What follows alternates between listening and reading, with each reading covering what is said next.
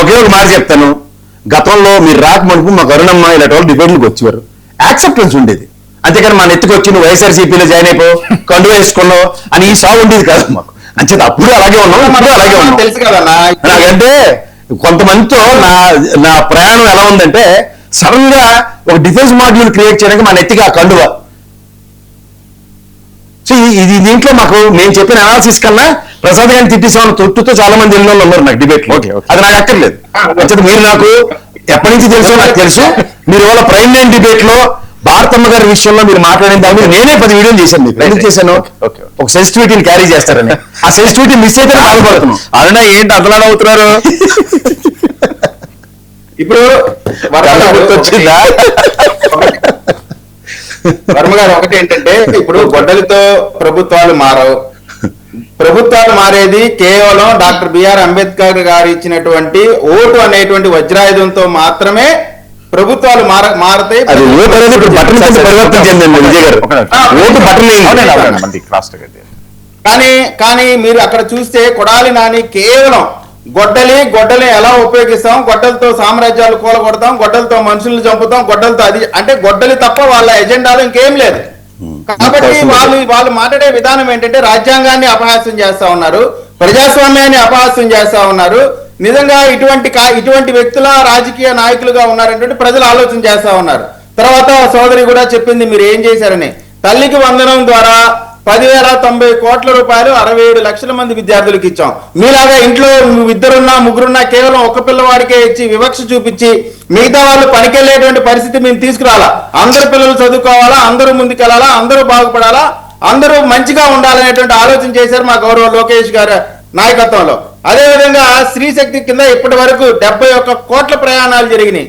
దివ్యాంగ శక్తి కింద 32 లక్షల ప్రయాణాలు. దీపం కింద దరిదాపుగా 4,26 కోట్ల 4,26 లక్షల సిలిండర్లు ఇప్పటికీ డిస్ట్రిబ్యూట్ చేశాం. అదేవిధంగా అన్నా క్యాంటీన్ సార్, పేదవాడికి అన్నం పెట్టేటువంటి ఏంటి 4,26 లక్షలు ఏంటి? సిలిండర్లా మరి పేదవాళ్ళు చేశారు చెప్పారు సార్ ఫస్ట్ బడ్జెట్ లో. సూపర్ 6 చెప్పవా? మీరు చెప్పండి. ఇచ్చారు కదా సూపర్ 6 ఏంటో తర్వాత 5 సార్ పేదవాడికి అవకాశం లేని వాడికి 5 రూపాయలు అన్నం పెడతానికి కూడా ఒప్పుకొని లోకేష్ గారు అన్నాన్ని పడగొట్టినటువంటి నీచమైన రాజకీయ పార్టీ భారతదేశంలో ఏదైనా ఉందంటే ఆ రోజు జరిగినటువంటి పరిస్థితి అందరం చూసాం. మంగళగిరిలోనే కాదు, గుంటూరులోనే కాదు, అన్నా క్యాంటీన్ పేదవాడికి అనేటువంటి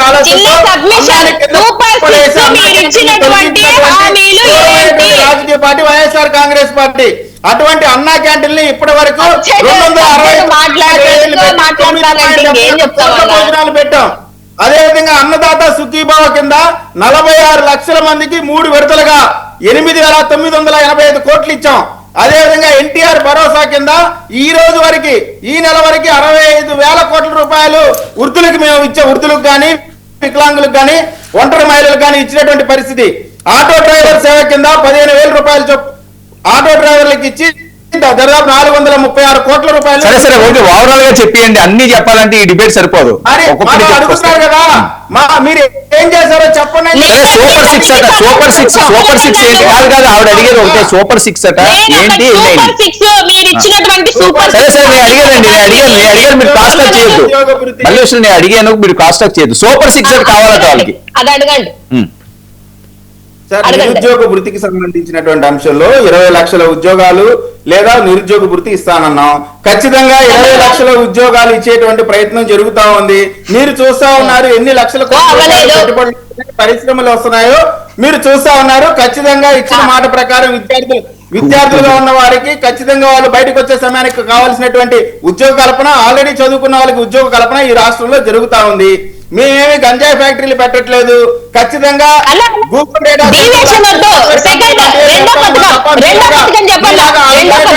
కార్యక్రమాలు చేయట్లేదు. ప్రజల్ని తీసుకెళ్లి నిన్న మీరు నిరసన కార్యక్రమంలో చూసండి గంజాయి చొక్కనాలు కొట్టుకొని బా. ఏలూరులో టైం వేస్ట్ అంతసేపు టైం అవ్వదు ఒకటి ఎందుకు మళ్ళీ అనవసరమైన కాంట్రవర్సీ సూపర్ సిక్స్ అంటే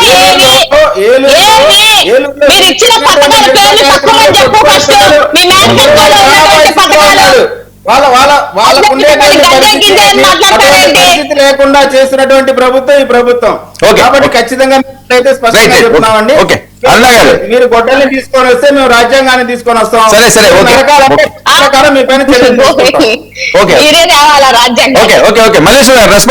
మీరు తీసుకొస్తారేంది? మీరు ప్రజలు నేను అడిగాను, మీరు కూడా అడిగారు. ఆయన సూపర్ సిక్స్ మేనిఫెస్టోలో పెట్టినటువంటి పథకాలు ఏంటి చెప్పండి అని అంటే అది తప్పితే గంజాయి బ్యాచ్, ఆ బ్యాచ్, ఈ బ్యాచ్ రెచ్చగొట్టుకునే మాటలు వద్దు. అంతకన్నా డబల్ గా మాట్లాడగలుగుతాం, అంతకన్నా గట్టిగానే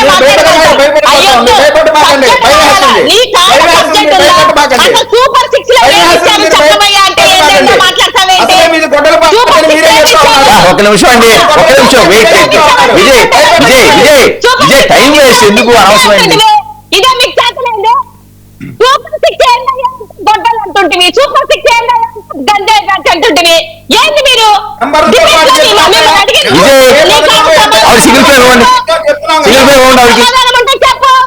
మాట్లాడే క్రాస్ చేయకండి, వాయిస్ రావట్లేదు. నేను అడిగాను అన్న ఏంటన్నా మీరు ఇచ్చినటువంటి సూపర్ సిక్స్ అని అడిగాను. దానికి తప్ప రెచ్చగొట్టే మాటలు తప్పితే మీరు ఇంకో మాట మాట్లాడట్లేదు. మీరు ఇచ్చినటువంటి సూపర్ సిక్స్ మీరు చేయాలి. ఇప్పుడే అంటే 20 లక్షలు ఇస్తామా అన్నాము, 3,000 రూపాయలు నిరుద్యోగ వృత్తి ఇస్తున్నాము, తర్వాత ఇస్తాము. బిడ్డ నిధికి 1,500 రూపాయలు ఇస్తామన్నాం, ఇప్పుడు ఇవ్వలేకపోతున్నాం, డబ్బులు లేవు ఖజానాలో, తర్వాత ఇస్తామని. మీరు ఇచ్చినటువంటి పథకాలే మీరు ఏమి ఇవ్వకుండా సూపర్ సిక్స్ హిట్ అని మీటింగులు పెట్టుకుంటారు మీరే. సూపర్ సిక్స్ బ్రహ్మాండంగా చేశామని చెప్పేసి నిన్న మీటింగ్లలో పెట్టుకుంటారు మీరే. యూనిఫామ్లు ఇవ్వడానికి, బెల్టులు ఇవ్వడానికి, షూలు ఇవ్వడానికి డబ్బులు లేవని మీరే స్టేట్మెంట్లు ఇస్తారు. ఏంది మీరు చేసేది? ఇవాళ ఎట్టుందంటే గొడ్డలోకి తప్పు కాదంట, ఆ గొడ్డలోకి ఎక్స్ప్లెనేషన్ ఇచ్చుకున్నోడికి తప్పైనట్టు మాట్లాడుతున్నారు. ఎందుకన్నారు మీరు గొడ్డలని? మా పార్టీకి అనాల్సినటువంటి అవసరం ఏముంది? సబ్జెక్ట్ మాట్లాడితే మాట్లాడరు. ఇప్పుడు నేను ఇంతసేపు అడిగాను, ఏం మాట్లాడుతున్నావు? గంజాయి బ్యాచ్ అని ఎవడు అంటున్నావు? నువ్వు గంజాయి బ్యాచ్ అని మా కార్యకర్తలు అంటుంటే మేము ఊరుకుంటామా? ఎవడు గంజాయి బ్యాచ్ అనేది మాకు తెలీదా? తెలుసు. జరుగుతున్నటువంటి 24 నెలల కాలం నుంచి ఏమాత్రం గంజాయిని మీరు కట్టుదిట్టం చేసేసి ఏమాత్రం చేస్తున్నారు ప్రజలు అందరూ చూస్తున్నారన్నా. సబ్జెక్ట్ మాట్లాడు, పర్సనల్ గా మాట్లాడాల్సినటువంటి అవసరం ఏముంది?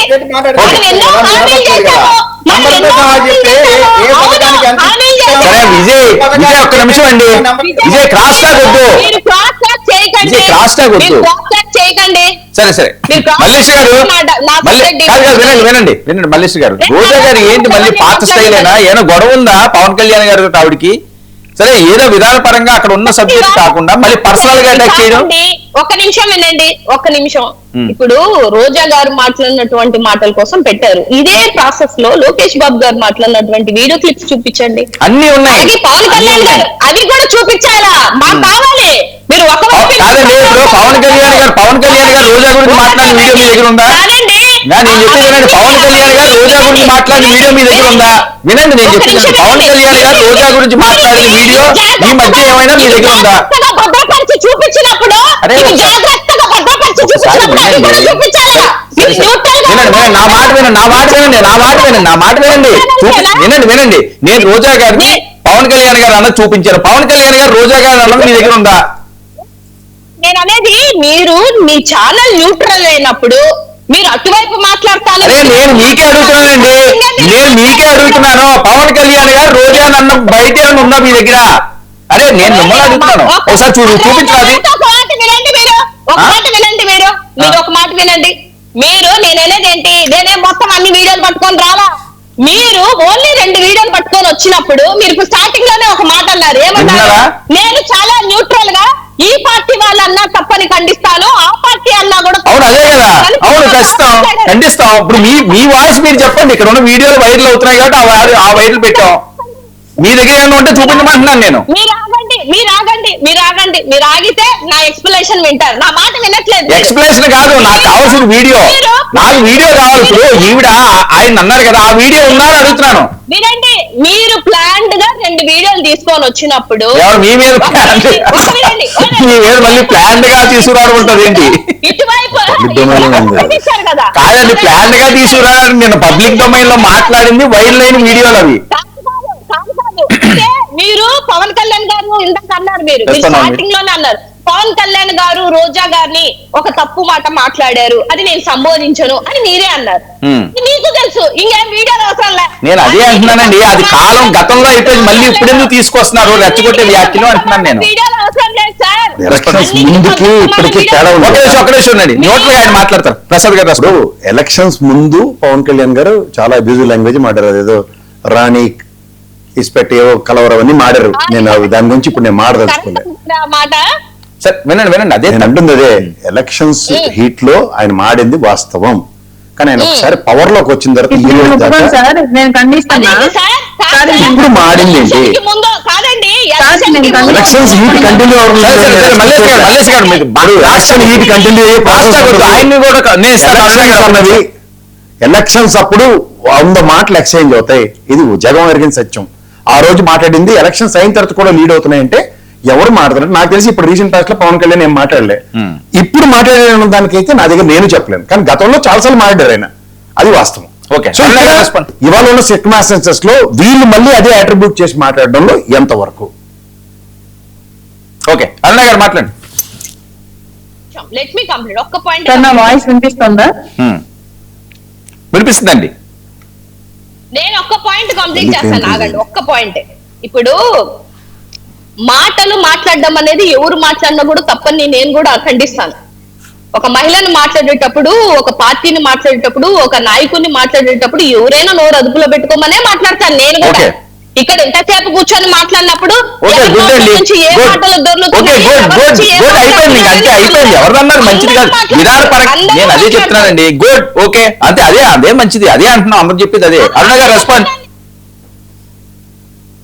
సార్ ఇందాక పవన్ కళ్యాణ్ గారు పొలిటికల్ వీక్ లో చాలా సందర్భాల్లో అన్నారని కేఎస్ ప్రసాద్ గారు ఒక మాట అన్నారు సార్, దాన్ని నేను పూర్తిగా ఖండిస్తున్నాను సార్. మొత్తం 5 ఏళ్ళు వైసీపీ టెన్యూర్ లో పవన్ కళ్యాణ్ గారు రోజా గారిని ప్రస్తావించి మాట్లాడినటువంటి ఒకే ఒక్క వేదిక, ఒకే ఒక్క సందర్భం రణస్థలం మీటింగ్ లో మాత్రమే. అప్పటికి నంబర్ ఆఫ్ టైమ్స్ ఆయన వ్యక్తిగత జీవితం గురించి, ఆయన భార్యల గురించి, ఆయన బిడ్డల గురించి, ఆయన పెళ్లిళ్ళ గురించి రకరకాలుగా అందరూ నోటుకు వచ్చినట్టు మాట్లాడుతూ ఉంటే రణస్థలం వేదిక మీద మాత్రమే ఒకే ఒక్కసారి రోజా గారి గురించి ప్రస్తావిస్తూ పవన్ కళ్యాణ్ గారు మాట్లాడారు. అది కూడా తప్పనిసరి పరిస్థితులు. అంటే నేను కూడా మాట్లాడగలను, నాకు చేత కదా అనుకుంటున్నారా ఏంటి? రోజా నన్ను మాట్లాడతావా, నీ గురించి నాకు తెలియదని నన్ను మాట్లాడతావా ఇలాగని చెప్పేసి ఆయన ప్రస్తావిస్తూ మాట్లాడారు తప్ప ఆ తర్వాత గానీ ఆ ముందు గానీ ఎప్పుడు పవన్ కళ్యాణ్ గారు యాజ్ ఆఫ్ నౌ ఇప్పటి వరకు కూడా ఎప్పుడు రోజా గారిని ప్రస్తావిస్తూ, నాట్ ఓన్లీ రోజా, ఈవెన్ మిగతా ఏ పొలిటికల్ లీడర్ ని కూడా, ఒక మహిళ అయితే ఎస్పెషల్ మహిళలు అస్సలు ప్రస్తావించి పవన్ కళ్యాణ్ గారు ఈ రోజు వరకు మాట్లాడలేదు. ఇది క్లియర్. మీరు కావాలంటే ఏ వీడియో అయినా ఎక్కడ నాది రణస్థలం వేదిక తప్ప ఇంకెక్కడ వీడియో చూపిస్తే నేను కూడా ఒప్పుకుంటాను. మీరు కావాలంటే చూపించండి. నా దగ్గర లేదు, నేను మిస్ అయ్యాను. నేను కూడా చెప్పింది ఎలక్షన్ ముందనే అన్నారు. బిఫోర్ ఎలక్షన్స్, ఆయన ఆఫ్టర్ ఎలక్షన్స్ ఎవరి గురించి మాట్లాడలేదు. నేను చెప్తున్నా.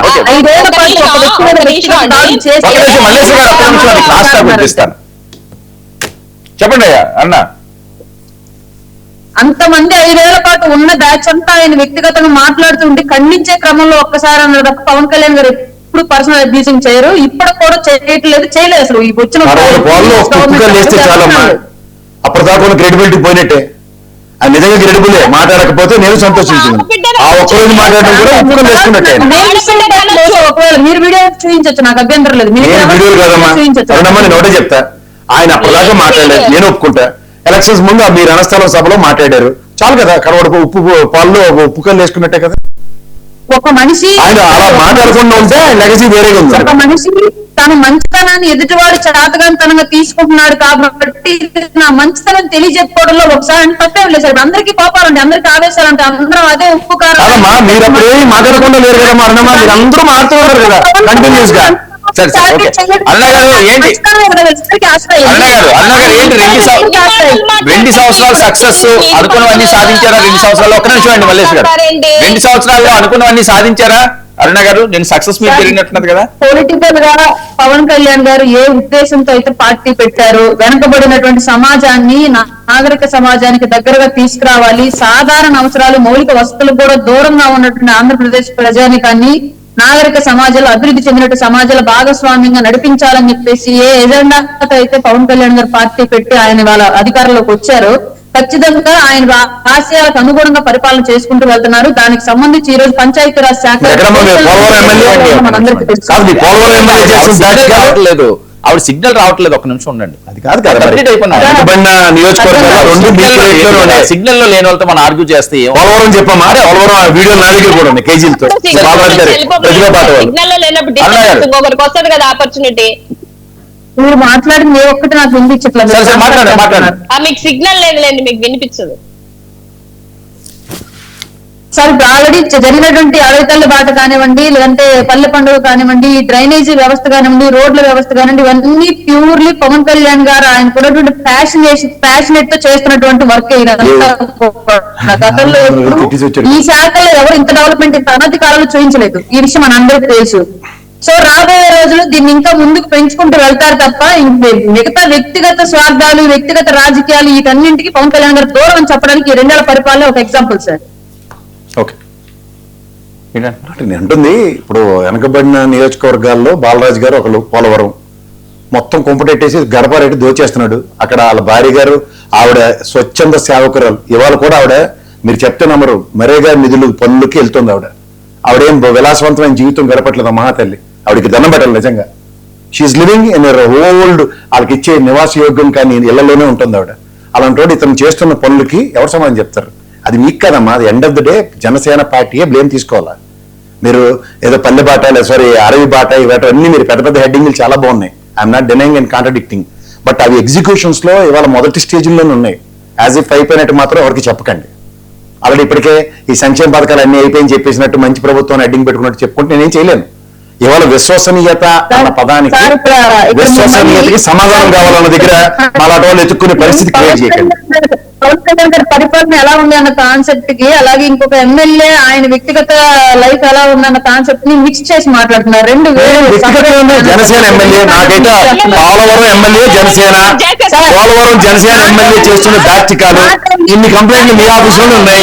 అనుకుంటుంది అది ఎవరైనా నేనైనా మీరైనా పర్సనల్ లైఫ్ లో మిస్టేక్స్ ఉంటే అది పూర్తిగా తెలియజేసుకోవాల్సిన విషయం ఉంది. ప్రజాబాహుళ్యంలో ఉన్నప్పుడు పర్సనల్ లైఫ్ అయినా క్వశ్చన్ ఉందమ్మా సార్. క్వశ్చనబుల్ కరెక్టే, కానీ మీరు దాన్ని పవన్ కళ్యాణ్ గారి పరిపాలనకు మిక్స్ చేసి మాట్లాడుతున్నారు. జనసేన ఎమ్మెల్యే చేస్తున్న తప్పు జనసేన బాధ్యత కాబట్టి ఇంకెవరిది? గౌరవ ముఖ్యమంత్రి గారిది, గౌరవ పవన్ కళ్యాణ్. ఏమన్నా మధ్యలో మల్లేశ్వరి గారు మాట్లాడుతున్నారు, అసలు వినిపించట్లేదు ఏం మాట్లాడుతుందో, పీపుల్ తో వినిపించదేమో. మీకు అసలు సిగ్నల్ లేదు. ఫస్ట్ ఆఫ్ ఆల్ నేను మాట్లాడింది వినిపించడానికి సైలెంట్ ఉండొచ్చు కదండి, సిగ్నల్ లేదండి. అందుకనే మీరు పాల్గొంటే ఇప్పుడు కేఎస్ ప్రసాద్ గారు మాట్లాడుతున్నారు కదా, ఆయన మాట్లాడినవాళ్ళు మీరు. సరే సరే ఒక్క నిమిషం అరుణ మాట్లాడండి. సార్ బేసిక్ గా ఇక్కడ ఒక విషయం క్లియర్ గా చెప్తాను సార్. నేనైనా మీరైనా కేఎస్ ప్రసాద్ గారు అని ఎవరి పర్సనల్ లైఫ్ వాళ్ళది, బట్ పబ్లిక్ డొమైన్ లో మనం ఉన్నప్పుడు జాగ్రత్తగా ఉండాలన్న అంశాన్ని అందరం యాక్సెప్టెడే.